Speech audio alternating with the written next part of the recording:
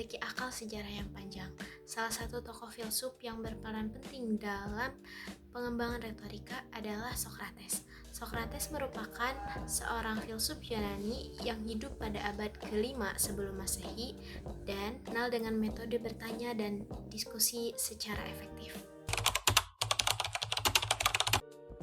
Pernyataan tersebut merupakan definisi komunikasi yang dikemukakan oleh Shannon and Weaver dalam buku yang berjudul The Mathematical Theory of Communication pada tahun 1949, yang menjelaskan bahwa komunikasi merupakan proses pengiriman dan penerimaan informasi melalui saluran komunikasi.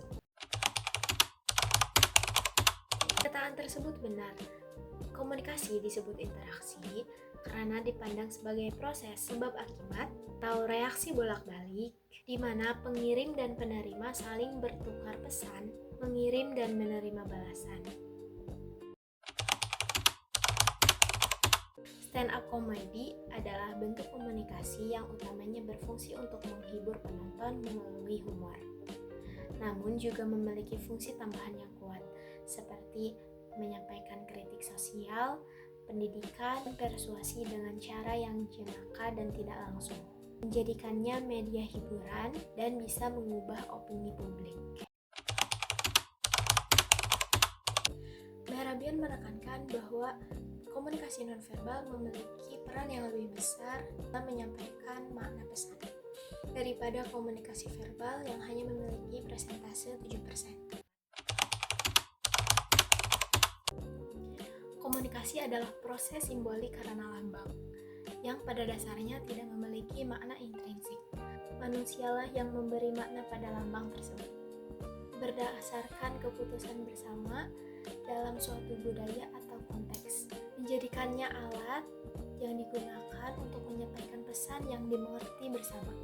Inilah yang membuat komunikasi terjadi secara simbolik.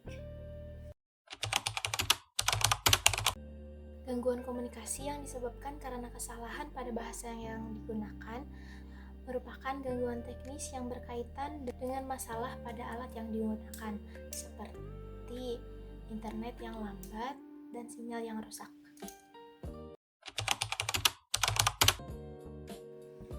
Fungsi komunikasi instrumental digunakan untuk mencapai tujuan yang praktis, seperti membujuk, mempengaruhi perilaku, atau mengendalikan lingkungan sekitar, bukan hanya sekedar menafsirkan informasi.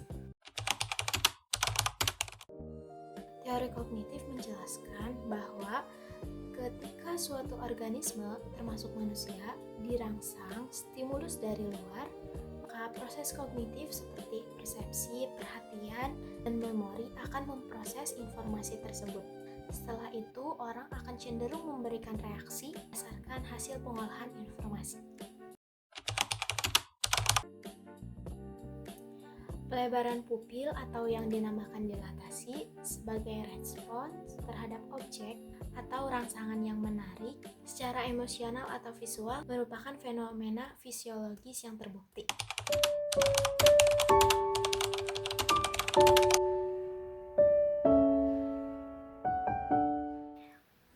Menurut saya, perjuangan ayah saya bukan hanya soal berhasil memasukkan saya ke kampus ini. Jauh sebelum itu, semua lelahnya, semua sibuknya yang tak pernah ia keluhkan adalah bentuk perjuangan yang beliau lakukan demi anak-anaknya. Ayah selalu memastikan uang jajan saya yang cukup, kos yang aman dan nyaman, serta segala kebutuhan yang saya perlukan untuk bertahan dan belajar jauh dari rumah.